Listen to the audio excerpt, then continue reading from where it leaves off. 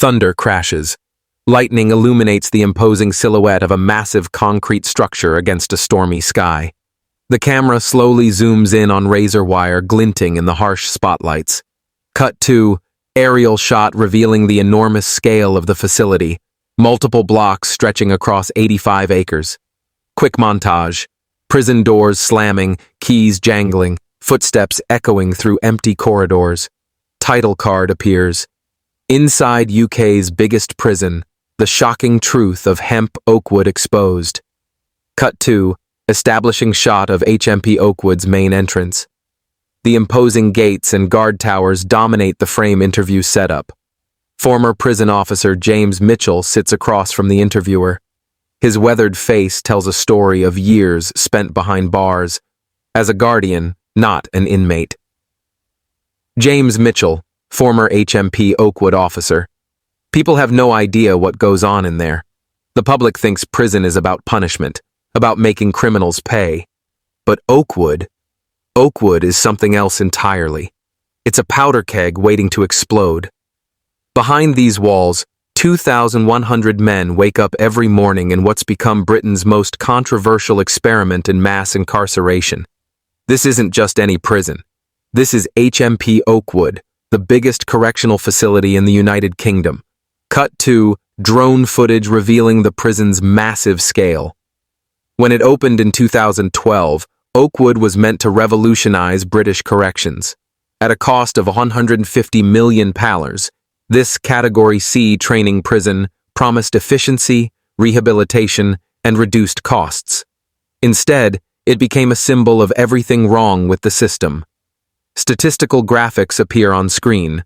Capacity, 2,100 inmates. Staff, 850 employees. Annual cost, £95 million. Reoffending rate, 47%. Cut to interior shot of a long, sterile corridor lined with cell doors. Dr. Sarah Reynolds sits in her university office, surrounded by criminology textbooks. Dr. Sarah Reynolds, criminologist, University of Birmingham. The super prison model was sold to the public as a cost-effective solution to overcrowding. Build bigger facilities, house more inmates per square foot, reduce per prisoner costs. What they didn't account for was the human element. James Mitchell leans forward, his expression darkening. James Mitchell. From day one, we were understaffed. They promised state-of-the-art facilities, proper training, adequate resources. What we got was chaos. Managing over 2,000 men with a skeleton crew, it's not sustainable. Cut to dramatic recreation showing shadowy figures moving through dimly lit prison corridors. Within months of opening, the cracks began to show. Violence escalated. Drug smuggling became rampant. The very size that was supposed to make Oakwood efficient was making it unmanageable. Prison statistics flash on screen showing rising incident reports. In its first year alone, Oakwood recorded over 600 violent incidents, nearly 2 per day. But sources inside suggest the real numbers were much higher. Anonymous prison officer appears in silhouette, voice distorted for protection. Anonymous officer, voice disguised. You learn quickly not to report everything. The paperwork is endless, investigations take forever, and nothing changes. Minor assaults, threats, intimidation, a lot goes unreported. It's just accepted as part of the job. Cut to Oakwood's visiting area with its sterile fluorescent lighting. Maria Santos sits at a worn table, photograph of her son in her hands. Maria Santos, mother of Oakwood inmate. Every visit is a gamble. Will I see my son? Will he be safe? Last month, they canceled visiting because of a security incident. That's what they call it when someone gets stabbed. Her voice breaks. Maria Santos, continuing. He made mistakes, yes, but he's still my son. In that place, I'm losing him piece by piece. Each visit, there's less light in his eyes. Cut to aerial view showing Oakwood's imposing perimeter walls and guard towers. The sheer scale creates challenges smaller prisons never face.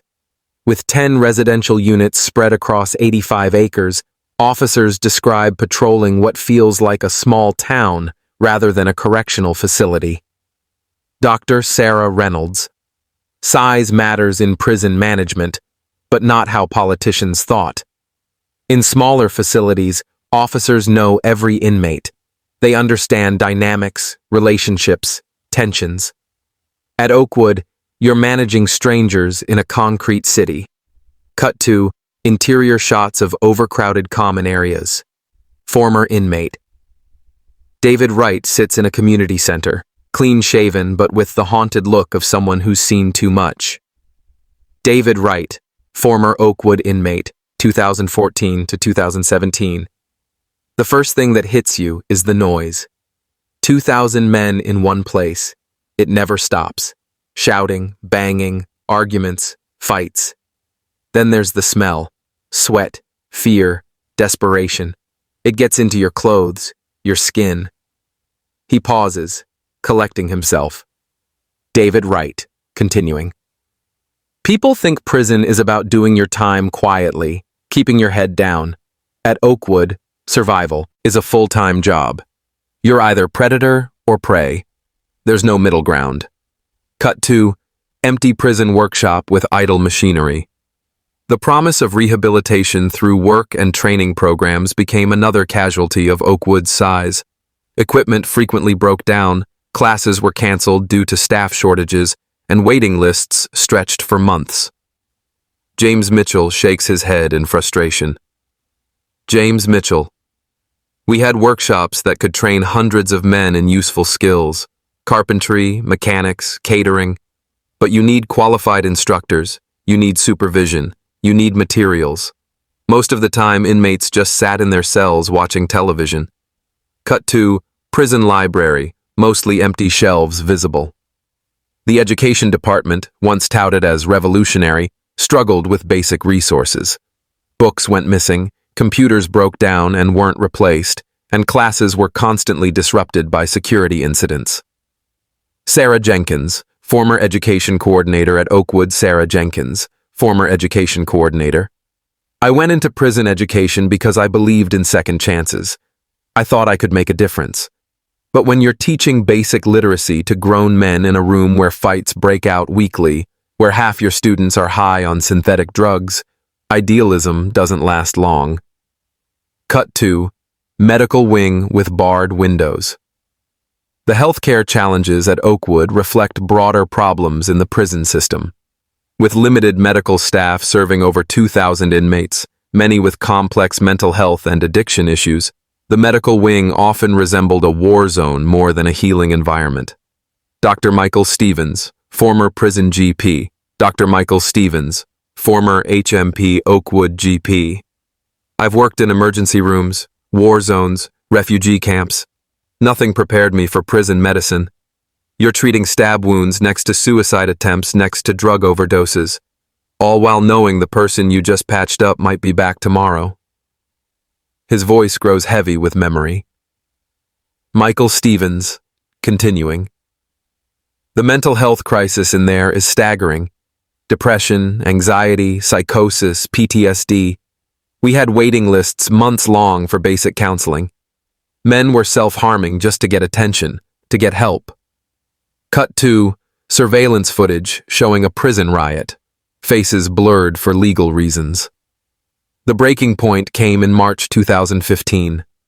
What started as a minor dispute in the dining hall exploded into the largest prison riot in Oakwood's history. Over 200 inmates were involved, 3 wings had to be evacuated, and specialist riot teams took 6 hours to restore order.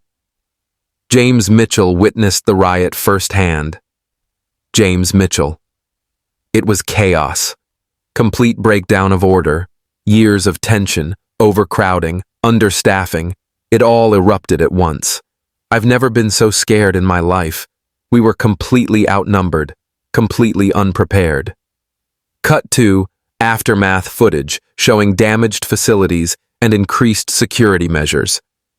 The official report blamed the riot on isolated troublemakers, and insufficient security protocols.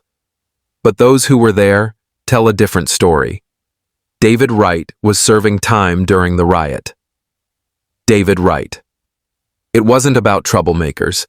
It was about desperation. Men who'd been waiting months for basic medical care, for legal visits, for phone calls to their families. When you treat people like animals, eventually they snap. Cut to meeting room where prison board meetings take place. In the wake of the riot, promises were made. More staff would be hired, security would be improved, rehabilitation programs would be expanded. But the fundamental problems, overcrowding, understaffing, inadequate resources, remained unchanged.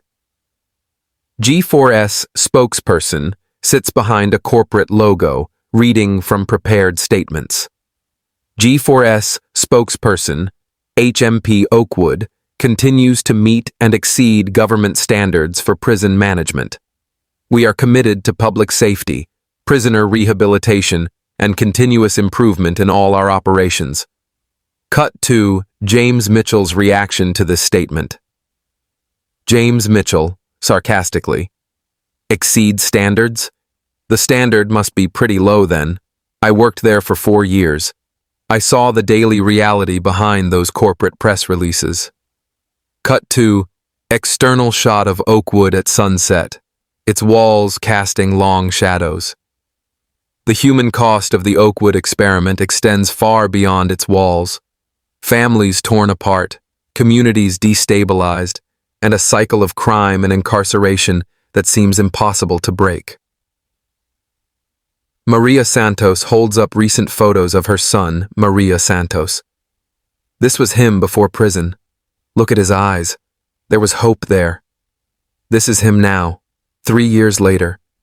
That's not rehabilitation. That's destruction.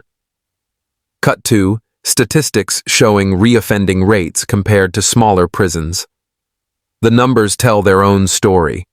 Despite promises of improved rehabilitation, Oakwood's reoffending rate remains stubbornly high at 47%, compared to 39% at smaller traditional prisons. Dr. Sarah Reynolds reviews research documents.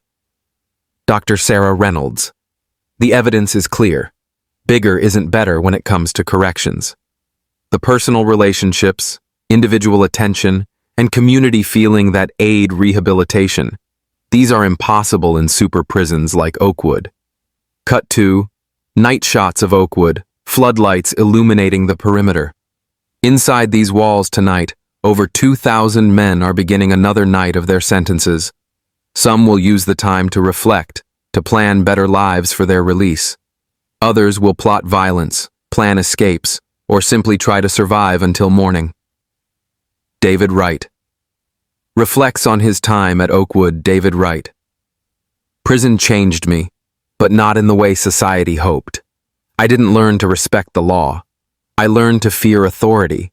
I didn't discover my potential. I learned to suppress my humanity. That's what places like Oakwood do. They break you down, but don't build you back up.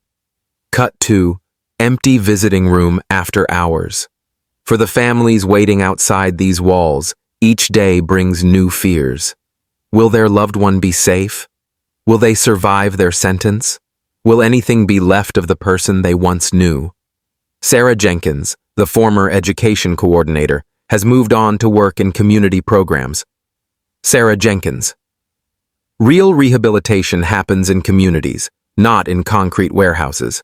When we isolate thousands of men from society, pump them full of fear and rage, then expect them to return as productive citizens, we're setting everyone up for failure.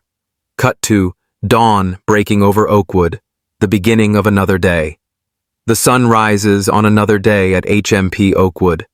Guards report for shifts they know will test their limits. Inmates wake to routines that offer little hope of meaningful change. And society continues to grapple with the question of what justice really means. James Mitchell offers his final thoughts. James Mitchell. People ask me if I think prisons work. After 4 years at Oakwood, I can tell you they work perfectly. If the goal is to warehouse human beings, to remove them from society without actually addressing why they committed crimes in the first place. He pauses, looking directly at the camera. James Mitchell, continuing. But if the goal is rehabilitation, if it's public safety, if it's giving people a second chance, then Oakwood is a massive, expensive failure. And the real tragedy is that everyone involved knows it. Cut to final aerial shot of Oakwood as the camera slowly pulls back, showing the full scope of this concrete city. The Oakwood experiment continues. Every day, decisions are made within these walls that affect not just the men imprisoned here, but their families, their communities, and society as a whole. The question remains, are we creating better citizens or more dangerous criminals? Dr. Sarah Reynolds provides the closing perspective. Dr. Sarah Reynolds. We have a choice as a society. We can continue building bigger prisons, warehousing more people, spending billions on punishment that doesn't work. Or we can acknowledge that human beings, even those who've made terrible mistakes, deserve dignity, hope, and genuine opportunities for change.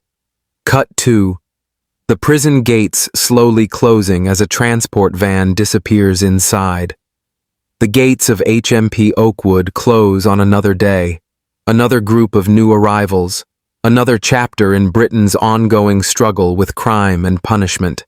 Inside, 2,100 stories continue, stories of violence and fear, but also of resilience, hope, and the endless human capacity for change. Whether those stories end in redemption or repeated failure may depend on whether we find the courage to admit that the Oakwood experiment, like the super prison model itself, has failed not just its inmates, but all of us.